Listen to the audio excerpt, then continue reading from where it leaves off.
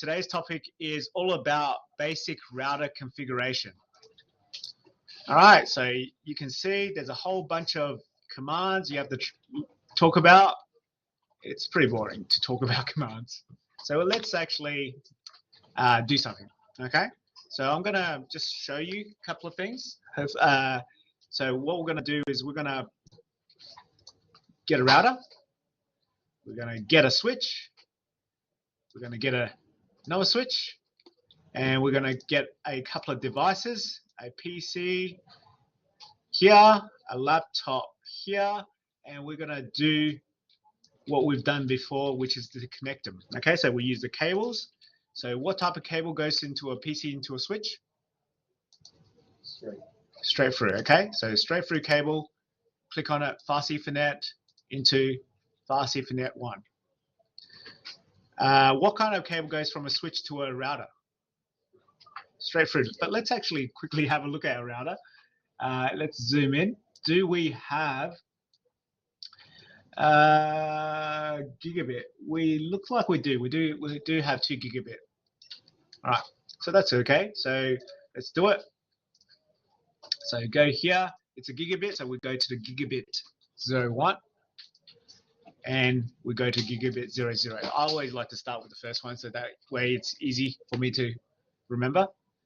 In reality, you could plug into any one of them. You can mix it up if you like. So gigabit 01 to gigabit 01 here, straight through cable from the laptop to the switch. Okay, you can see that these are green. This one's yellow. Remember, that's learning the MAC addresses for the MAC address table. That's why that's still orange or amber. And this one's green because it's already learnt it. Actually, that's using the other gigabit. Oh, yeah, I only got one router today, so it's not a big deal. I don't think we need to do anything complicated today. Later on, you will. You probably need to configure 2 routers so that you can do routing protocols. If we were here in the physical room, obviously we would go to this PC. What kind of cable do we connect to the routers and switches with to configure them initially? What kind of cable?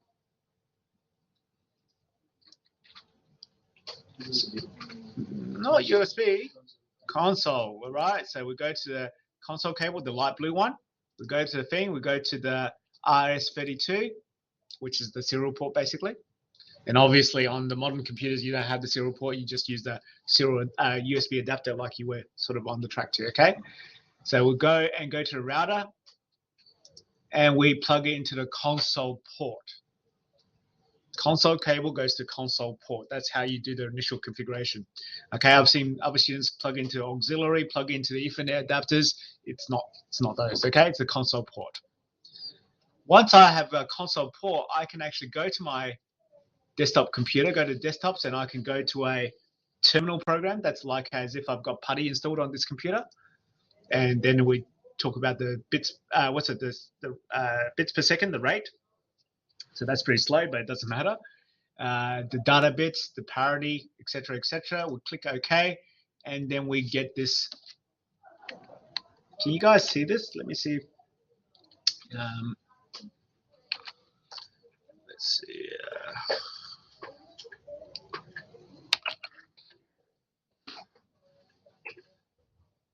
All right. So how do I do this? So you can see this better? All right. So, all right. So hopefully it stays there. So when you connect to a new device and it's turned on, you have this initial configuration dialog box. It just goes through some configuration. We're not going to do that. Oh, this is not good. Let me just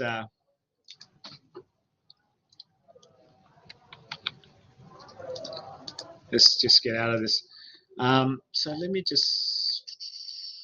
quickly adjust. Sorry guys, I'm just going to quickly adjust the resolution so we can see this a little bit better.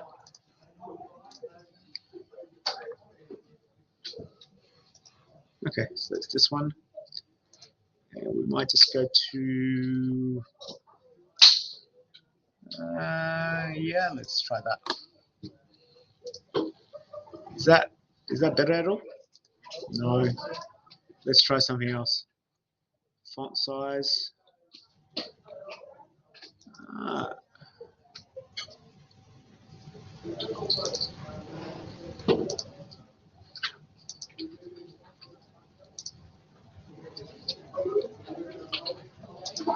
can't seem to change the font size.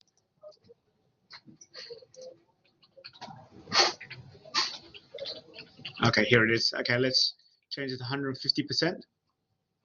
All right, is that better? Hopefully. So I've basically I've skipped the initial configuration. Okay, it's the switch and the router. It's at the start. It's basically the same. So I'll just press return. So it's right now. It's like as if you found a brand new router. Nothing's done to it. If you remember, this greater than sign is just a normal router prompt. If you want to do anything, so this is the viewing person, just the seeing, not doing type person. Okay, read only view. If you want to do anything, you have to use the command enable to get into the administrator prompt, if you like, and you can see it's changed to hash. Okay, so there's a couple of things we have to configure. So let's just go through each of these at a time. So let's go back to my main picture. Let's call this Alex's router for Alex's network. Okay. So I know I'm not being too original now. So we can use a host name command.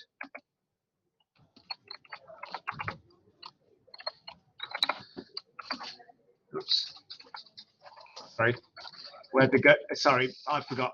First of all, to do anything, you have to go to the configuration terminal.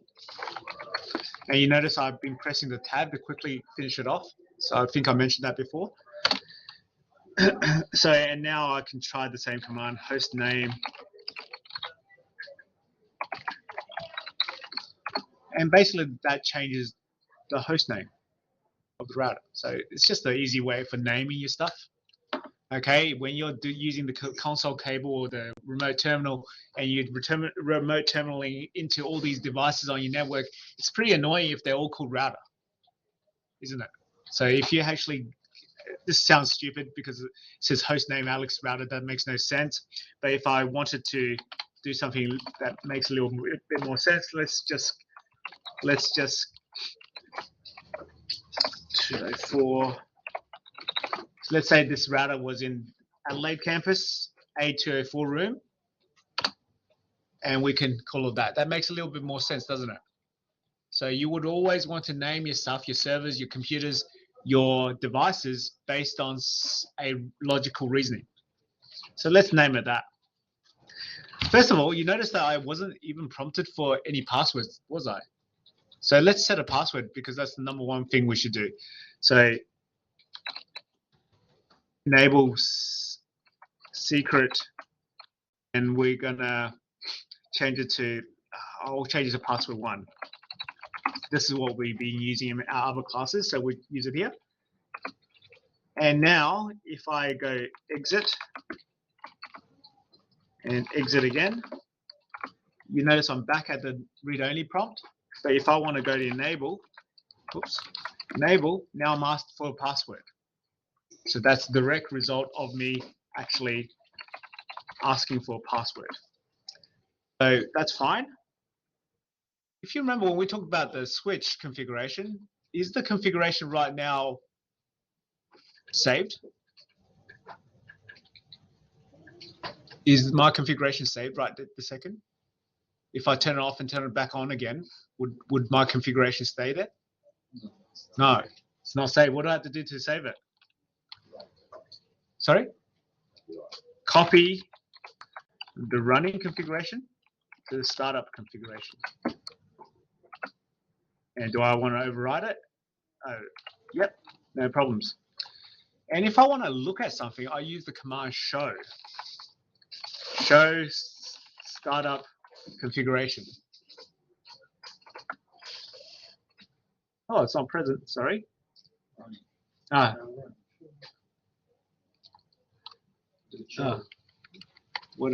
did you say?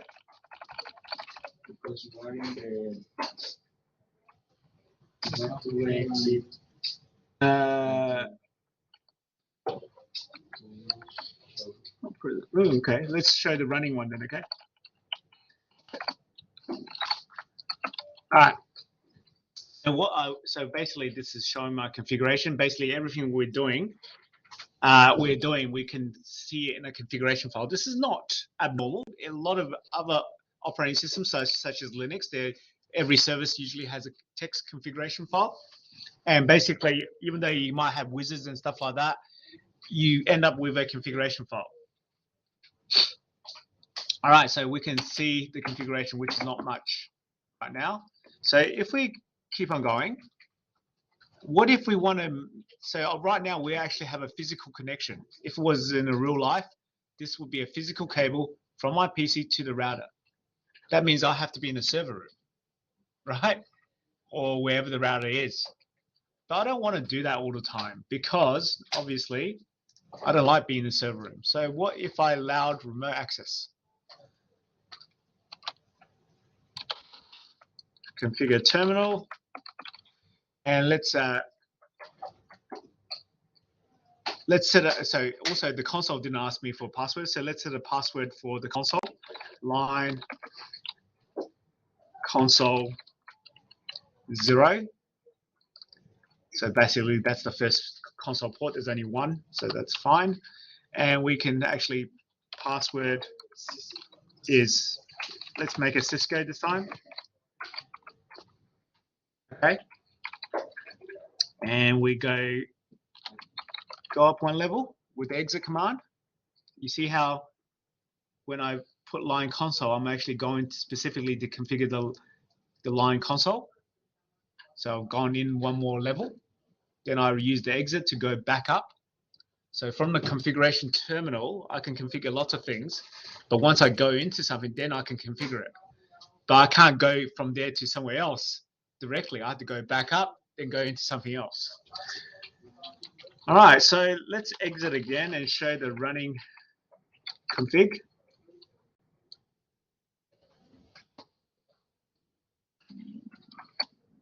Let's have a look at, you see that? There it is. So that's telling me the line console is Cisco. Is that good? Is it good that I can read it? No, it's not good, is it? If someone actually was able to get this configuration file, they would be able to read my password straight out like a plain text. All right, so let's set another password first of all. Configure terminal. Oops. All right, so now let's set up the SSH or the telnet. Okay, so line VTY, virtual teletype, okay, which is basically remote administration. 0 to 4, so basically there's so everything in between 0 and 4 different connections. So you can have 4 connections at the same time. And let's set the password. Password equals Cisco. And right now it's actually, I forgot to do something previously. We need to use the login command to actually prompt the user for login. So I forgot to do that previously. So let's do that. Line console 0 and login. And exit. And we'll show the running config again. And we can just check along the way. And if you look at, here's the console. There's the password. It requires login now. It requires the user to log in. That's what it means. And now we've got the remote terminal, and the password is Cisco. So here on my computer, now I can actually get rid of the console cable.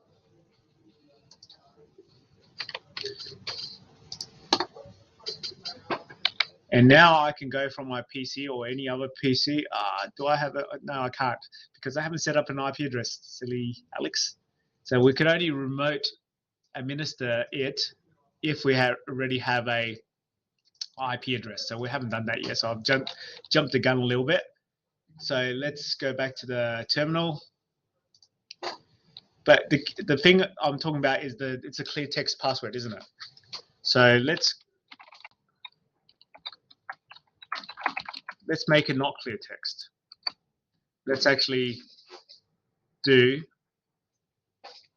service password encryption.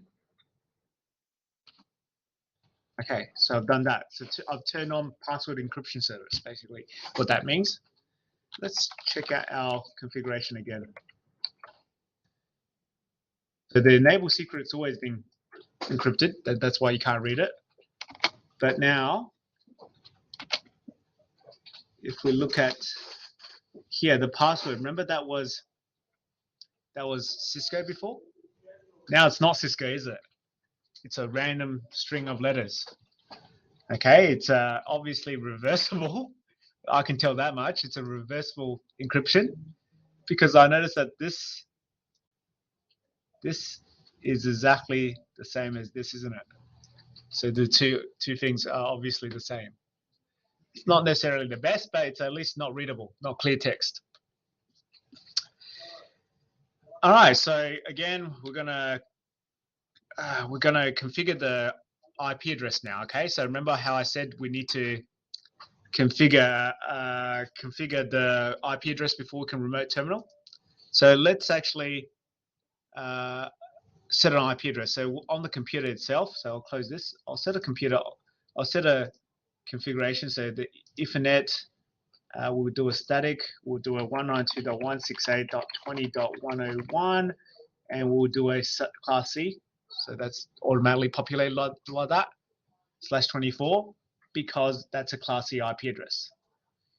If I go to the global settings, default gateway, so by convention, our default gateway is usually .1, the first IP address of the network. By convention, doesn't have to be. I think in some of you guys at home may have your gateway as the last IP address of the subnet, possibly, depending on the brand of your router.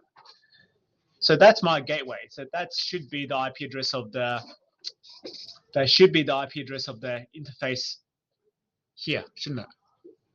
So let's go back to the terminal and let's see if we can configure that.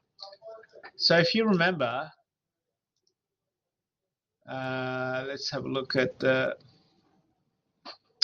interfaces. Zoom in.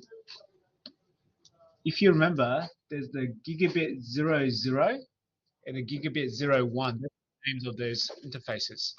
If you remember, I started with the 00 first, didn't I, for this side of the network. So let's see if we can configure that. So again, I'm on consoling into the router, and I'll go to configuration. So it's a bit boring. It's always the same configuration terminal. And now I'm going to specify an interface that I want to configure, and that was gigabit 0/0. I think it's this way. No, yeah, maybe. Let's try it that way. Yeah, that's right. So now I want to set an IP address. So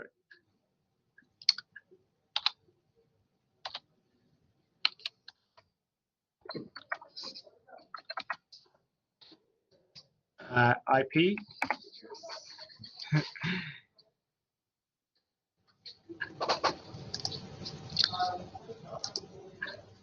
All right, so IP, address.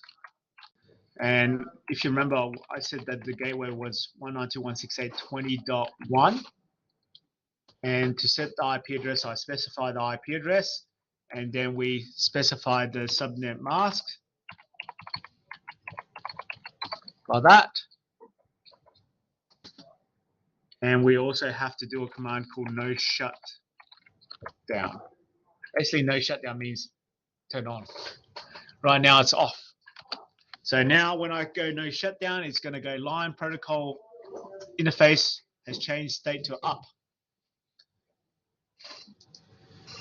If you notice that this is green now, You notice that this is amber because now that's a new interface that's turned on. So the switch is actually learning the MAC address now. So now, hopefully, let's test this first of all. Let's test this first of all. So, all right, so we'll exit this all the way out again. We could have pressed Control Z, but I just like to use Command Exit. So if you remember, we can use the ping command to test connectivity. So we can ping 192.168.20.101 is the desktop computer, isn't it?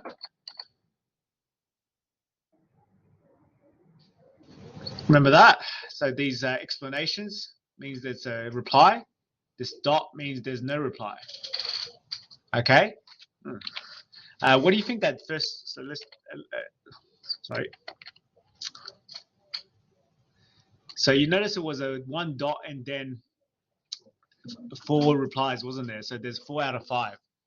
Why do we have that first dot? Duran, you told me before. Why do we have that first dot and then 4 replies? Why didn't we get 5 out of 5 replies? In fact, if I do the same command again, I'll get 5 out of 5 now. Why?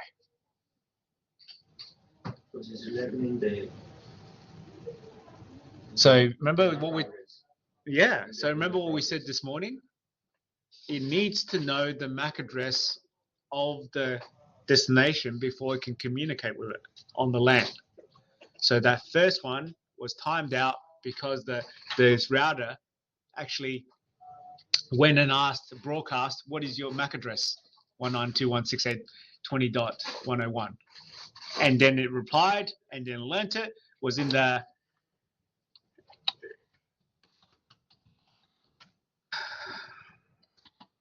I think show up. So you can see that 101 has this MAC address and it's now in this MAC address table. Remember that? That's why we have that thing. So we know now that we know there's replies, there's communication, isn't there? So if now we know that our networking is working, so I can take away this. Sorry, I jumped the gun again. I think I missed one thing again. Let's just.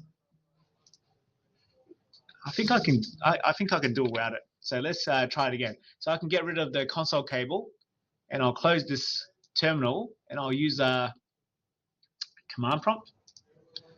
And hopefully, what I can do is telnet 192.168.20.1, which is the IP address of the thing. Telnet is a clear text remote terminal software. And what's the password? I think it was Cisco for the remote terminal program, if you remember, or it did the line VTY. Oh, there it is. Enable. That was password 1. If you remember, the thing is you don't see the stars, so I've got it right at least. And now I can do all my administration remotely now. I don't have to be in the server room. I can be on my desk with my coffee, with pictures of my cat on my desktop, and I could be happy. Okay? I don't have cats, by the way. I hate cats. But I know other lecturers might like cats. So I can go here, and I can configure some of these things. Let's check out what's happening. Okay, so what if we want to find out a bit of information about what's happening on the router? So we can use the show command again. We can go show IP interface brief, so we can get a quick information. If I didn't put brief, it would give me a whole heap of in-depth information. And I can see that I've got gigabit 00 is got an IP address and it's up. Whereas gigabit 01 doesn't have an IP address because I haven't assigned an IP address, and it is down. All right, let's bring that up as well. So let's configure T terminal, and let's go to interface gigabit 01, and let's set an IP address. IP address, not DHCP. We'll use a different one, 10.10.10.1. with a 255.255.255.0 and no shutdown to turn it on. And I'll press Control Z this time so you can see. Control Z gets you right back to the top. And we'll run that previous show IP interface brief now. There it is. All right. Let's configure this laptop now. So this laptop, if you remember, we'll go to config, we'll go to the thing. So it's on this network. I'm sorry. It's on this network. It's on this network. So if this network's got the 10.10.10.1, so this one has to be something that fits with that network address. So let's actually give it something.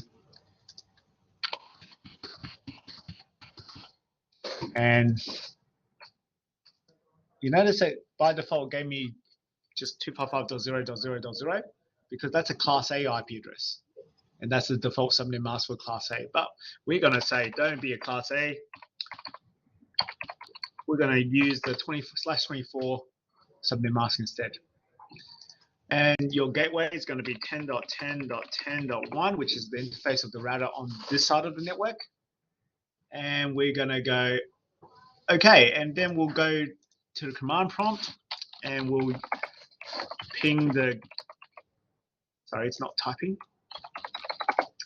10.10.10.1, and I get the reply straight away. So on a Windows computer, you don't have that dot because in the router it happens really quickly. Here it actually waits a little bit to get that information before it pings it. So that's why I'm getting a reply. Whoa, let's actually go to the router. Go to the router again. Remember, I'm using the remote terminal. I might want to show the routing table. Show IP route, not route. And you can see that I've got two networks, the 10 network and the 192.168.20 network, and they're both C. If you remember, we talked about this last week. C means connected. They're networks which are directly connected to this router. So it doesn't need to learn them. It's connected to them. So let's test something then. So if we go to the laptop, let's ping 192.168.20.101. Remember, that's this PC here, and it has to go through the router. Guess what? It's going to work because the router is going to do what a router does. It's going to take packets from one network and forward it to packets on another network. It's not doing static routes. It's not doing routing protocol right now. We haven't done that. But what it is connected to two networks that it knows about. If it knows about it, it's going to go through the list of the networks. It's going to go through the list of the networks it knows about, realizes that the destination's on one of the networks it's directly connected to, and forward it out of that interface. So far, so good? Following me, guys? All right. So basically, I've given you sort of a demonstration of this stuff. Hopefully, I've been explaining the commands as well, but there's nothing like learning the commands yourself by doing it. That's how I find it, okay? With something practical, unless you do it and you practice it, you get the wrong and you work out what the thing was wrong and get it right, it doesn't stay with you. I can say it 20 times today and you won't learn as much as if you did it yourself, okay? So before I finish off, I'm just gonna copy running configuration to startup configuration, and okay, that's saved. Now, you know why? Because I did it wrong before. Now I can show startup config, and there it is. Okay, it's all in there. All good. So if we do a reload and confirm it, it basically is going to restart the router. So connection is lost. That's because it's gone down. It's just like at home when you reconfigure your router, you're going to lose connection for a bit, aren't you? So what I'm going to do is I'm going to instead of telnetting, we're going to ping that with a negative T. I think I can put that in. Nope, I had to put that at the beginning.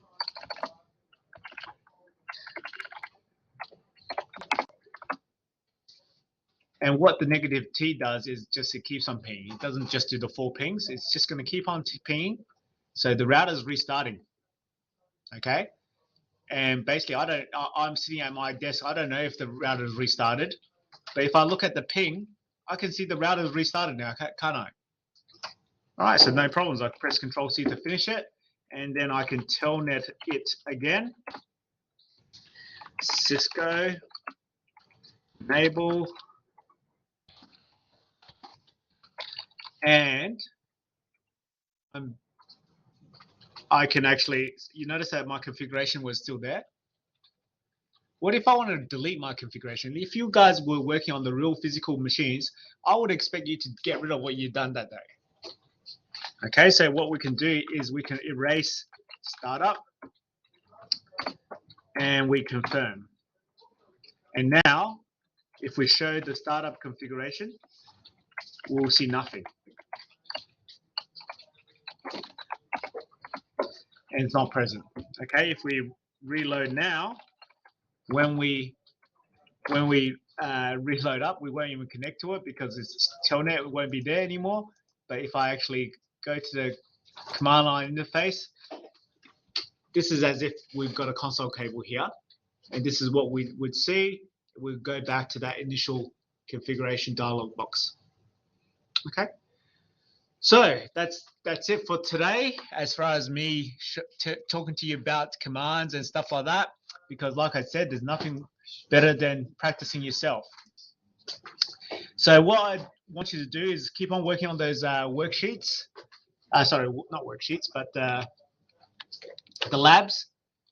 And like I said, anything involving the packet tracer is very important. And basic router configuration, I think there's a couple of packet tracer things that you need to work through.